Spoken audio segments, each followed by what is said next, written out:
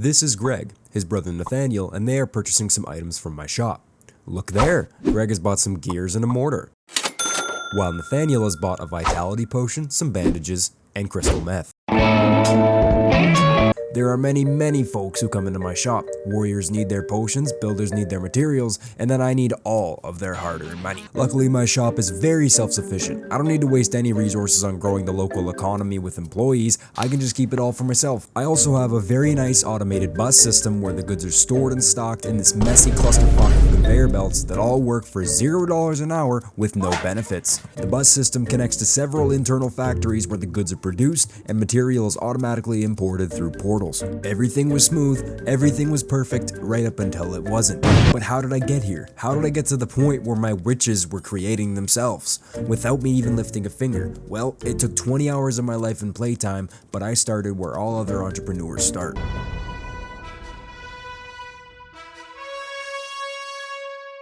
Okay guys, so I have my own very little factory going here already. I started out with a humble sawmill and grinder. That quickly developed into multiple sawmills, stone crushers, grinders, and processors. I expanded my design and business was good. But there was one big glaring problem, and it's that I'm much too important to be stocking my own shelves. Luckily, a solution was on the horizon, and that solution was catapults. With the introduction of iron into my factory, something had to change, and it sure as hell wasn't gonna involve a fuck-ass payroll. So I researched the catapults as quickly as I could and had them automatically launch my heaviest items into my store, which was the iron ingots, the mortars, and iron nails. Oh, and I also hated talking to the customers that shopped in my store, so I purchased a magical cash register that did all of my transactions and taxes, all without any complaints, sass, or bodily odors. With my new products being put to good use here, I used my riches to research marijuana, automate its growth, and create healing potions. Now you may think the best part about this was the paycheck, but you'd be incorrect. Nurseries require no attention, they require no sick days,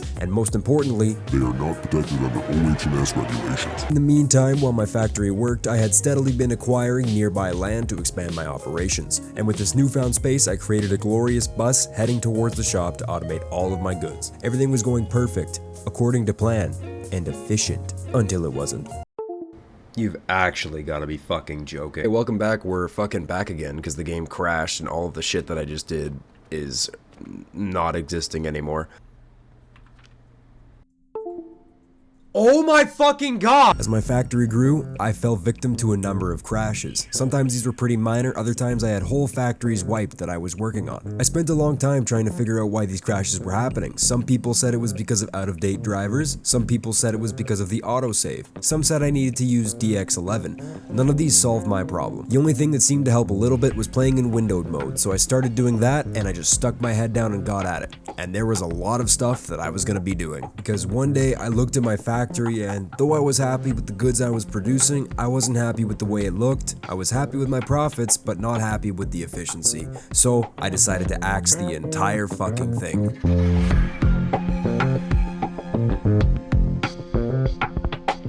Anyway, deleted my entire bus, completely gone. I needed something new and fresh, and I was confident with my new materials and knowledge, the new building I would create from the ashes wouldn't even be close to the ones that were there before it. I made lots of walls, floors, and a sketchy staircase. I got started doing a super sexy and symmetrical coal farm when the game fucking crashed again. Oh my! It was kind of a pain in the ass and reset about 10 minutes of work, but I didn't really care because I was on an absolute creative building spree. Felt like I was encaged my entire life, and after removing the main bus, I was free to do whatever I wanted. The game also deep-fried my recording software somehow and gave all of the video a yellowish hue that makes it look like a Breaking Bad episode. Slowly but surely, all my old products were automated on a more efficient and grander scale. Gears, mortars, potions, linen rope, wooden pulleys, and bandages had all been automated and had been fed into a much cleaner stocking system than my previous build. My new stocking system is very similar to the last one in the sense that it connects to boxes that then feed through the wall and then stock the shelves. The main differences being that products make much better use of elevators coming from top floors, and I found out that positioning the catapults directly behind your shelves makes it easy for stocking. At this point, all my old automations have been remade in my new base layout, so now I only had to deal with new products. Before I did that though, there was something else I needed to do. You see, stone crushers and sawmills are the backbone of the factory. Both respectively require logs and limestone to be broken down into stone and planks. Up until this point, I would have had to do this manually, walk over to the store, pay for it, and stock it with my own hands. But there does exist exists a technology that does all of this for you, the purchasing portal. The purchasing portal works by taking in money from a conveyor belt and outputting whatever raw resource you need. For this to work, I would need to set up a conveyor belt line from my cash register all the way across my base so my harvesters could stay stocked without needing my assistance. So I worked at creating a line of money that passed through a wall and went up to the top floor via an elevator. I made a small boo-boo in construction that meant the conveyor belt was too far on the outer edge, meaning I couldn't ever place a wall there. Fixing it would mean moving my entire fuel and fertilizer factory, so I opted for what modern art enthusiasts would call an open concept. Now that that was done and all of my harvesters were automated, I needed to tackle the remaining goods that my customers needed: glass, brick, soap, and eventually vitality potions. Glass is created from grinding stone into sand and smelting 6 sand in a kiln, a very special pizza oven. Bricks are created from combining charcoal powder and sand, which creates clay, that can then be used inside another pizza oven to create bricks. And I've never heard of soap, but apparently it's used to clean your body in a shower. It's made with linseed oil extracted from flax and plant ash from smelted marijuana. Now all these items were pretty simple to make, but I want to remind you that every 20 to 30 minutes I played this game, there was roughly a 95% chance that my game would commit seppuku. As my shop sold more and more diverse items, my reputation grew, and so did my V-Bucks stash. My profits were so through the roof that my money line was at a standstill and cash register was full. Next up, I turned my attention to the vitality potion, as it was the last thing I needed to make, and I needed 100 of them to progress to level 5. When you level up an alchemy factory, you get access to a bunch of new items. Usually, you need to use these items to eventually create the final boss item, which you need to advance to the next level. The vitality potion is the final boss of level 4 for a couple of reasons. Number 1, it uses red current. Red current requires 144 Vs of nutrient value for a single harvest, which means that precisely one fertilizer will produce 1 red current. To put it into perspective how nutrient hungry red current is, 1 fertilizer will produce 4 sage or 5 flax. All this essentially means that if I don't do an expansion of my fertilizer factory, these potions will be manufactured at a snail's pace. It was around this time that I discovered what makes Alchemy Factory different from other factory games,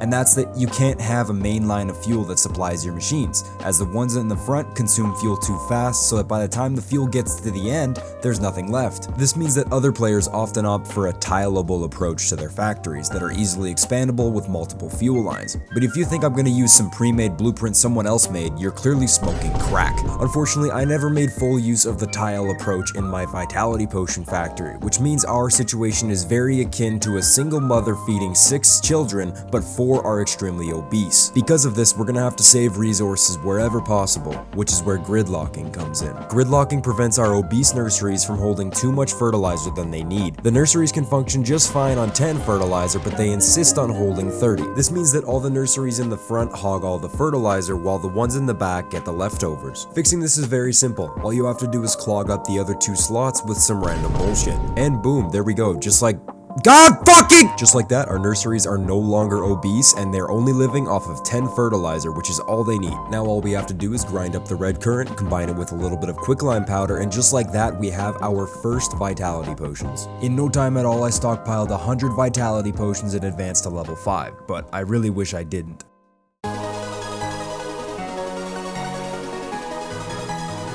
So I didn't think that leveling up to level 5 would invalidate 75% of the machines that I made. We've already established that my fertilizer has 144 Vs of nutrient value, but I just unlocked advanced fertilizer. I mean, how much better can it be?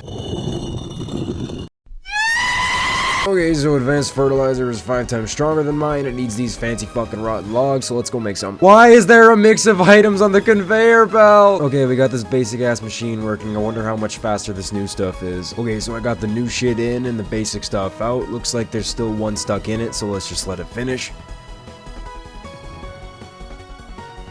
Alright, and oh my fucking god. What the fuck is a Jupiter, and why does it cost so much to make? Okay, so I got this new Coke shit, but I wonder how much faster it is compared to... Okay, so the new fuel source is 12.5 times stronger, and it's crafted in an Athanor. What the fuck is that? Okay, so you're telling me that when I craft something, there's a 50% chance that it just doesn't fucking work. This is such horseshit. Goddamn, Coke is really efficient, though. It's just... It's not gonna be enough. All of this is not gonna be enough. All of this is not gonna be enough. This fuel area that I got over here, we're just gonna have to, just like that. Oh, I guess I'll see you guys in the next one.